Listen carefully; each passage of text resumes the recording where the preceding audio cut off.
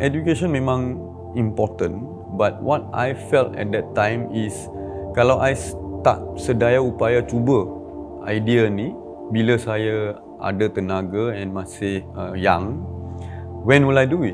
That was the big question yang saya tanya. Perkara nombor satu. Nombor dua is bila you start to go for school or university untuk learn, sebelum you tahu you specifically nak fokus dekat area mana, education ni macam tak specific and not interesting because you belajar so broad and you don't know what you're going to apply. So it was not very interesting and I was not very interested.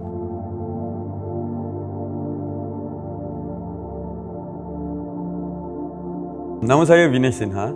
Saya CEO Fat Hopes Energy, berumur 33 tahun. Start company Fat Hopes Energy bila saya umur 22, dah 11 tahun. Saya tak habis university. I dropped out of university untuk memulakan bisnes ni. Dan for the past 11 years, kita fokus dalam bidang mengutip minyak masak terpakai dan pelbagai minyak sayuran dan kita proses menjadi biodiesel.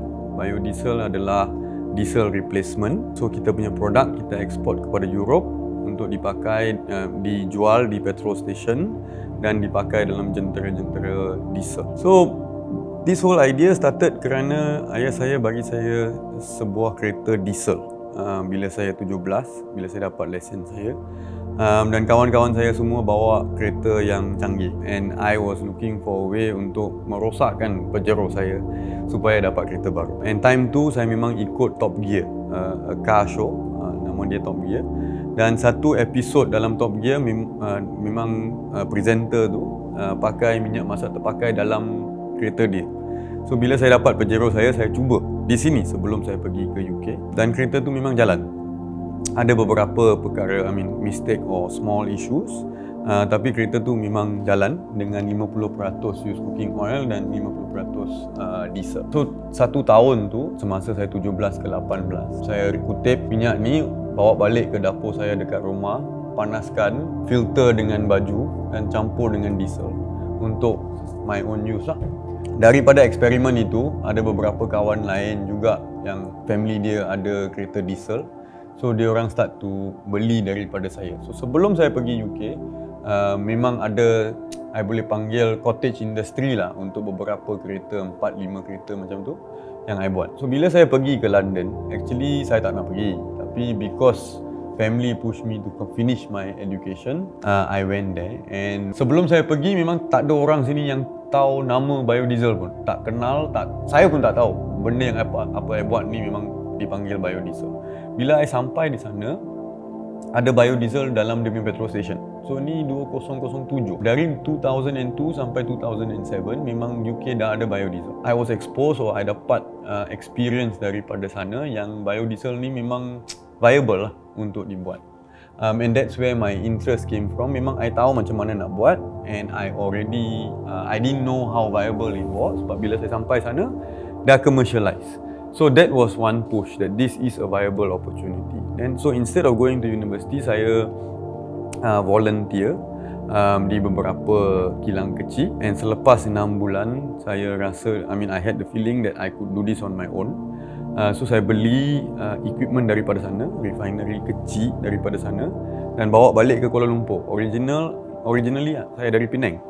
So saya family memang tak tahu that I drop out from school and I came back to KL untuk start benda ni.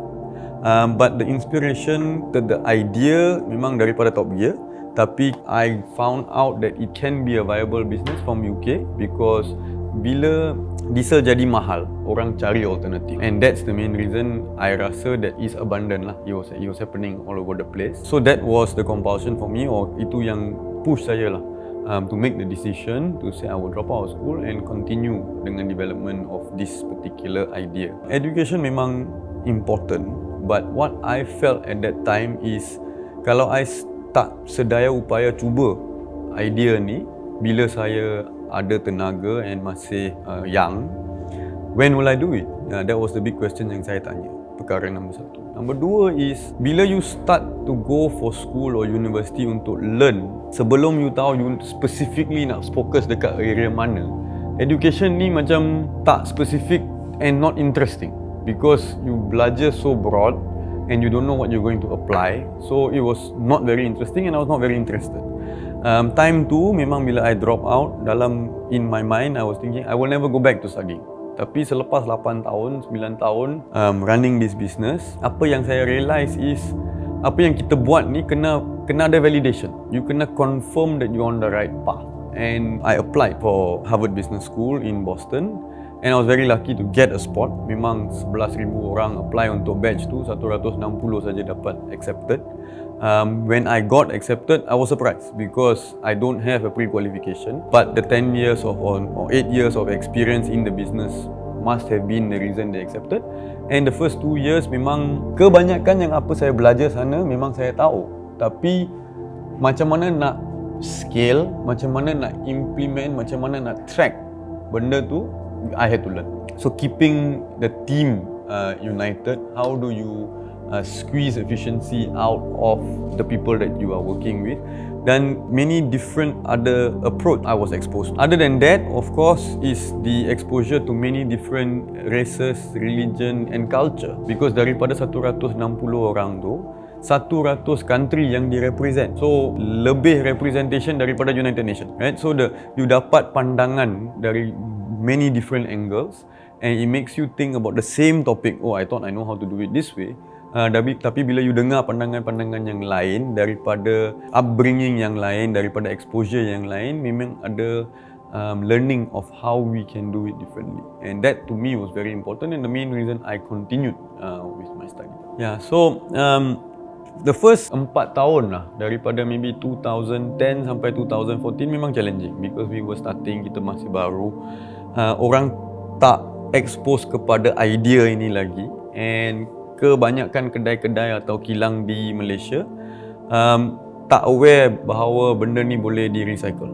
So time tu memang I tanya soalan halal, I tanya soalan health, I tanya semua ni soalan. And banyak company yang besar-besar tak nak admit because diorang pun tak tahu, right? Supply chain management di Malaysia memang baru saja. So those 4 years, the first 4 years memang challenging, tapi come 2015, we were already servicing Malaysian brand, right? So beberapa brand local chain kecil-kecil, and we caught the eye of McDonald's Malaysia.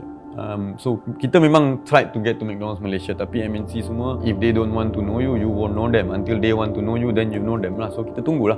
So it was a 5-year wait until 2015 where we established a nationwide agreement dengan McDonald's Malaysia.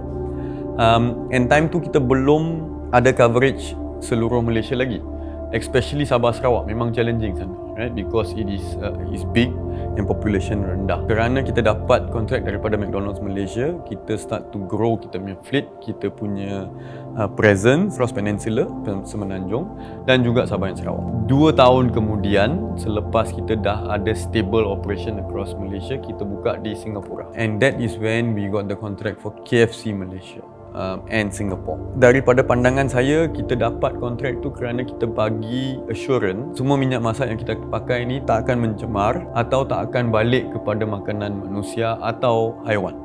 Kita pakai ni sebagai source energy dan selepas dipakai dalam kereta dia memang akan hapus, right? So it's a proper disposal mechanism. For me personally, I feel a lot of joy and I feel that my responsibility adalah untuk memastikan semua employee saya ada rezeki.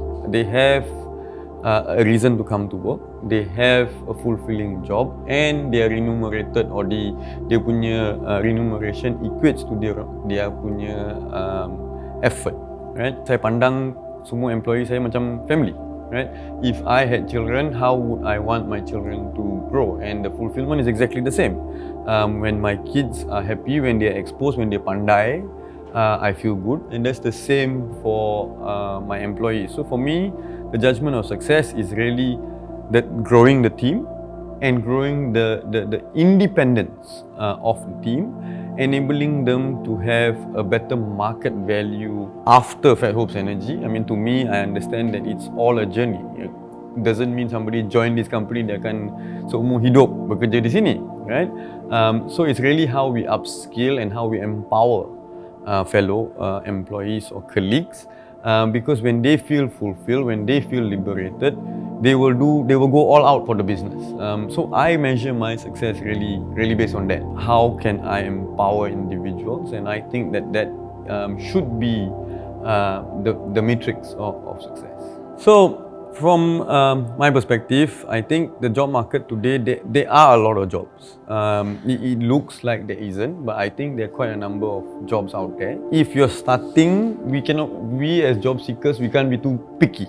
Kita kena masuk dalam into the field, into the job market. And apa you dapat, whatever opportunity yang ada, seize the opportunity and give it your 100%.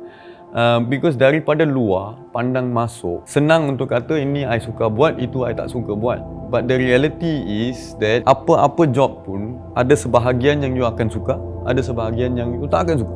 You have to accept the fact that they come together and have an open mind untuk belajar how you can create value in that position. Because if you create value in that position, then you will have less likelihood of being dispensed.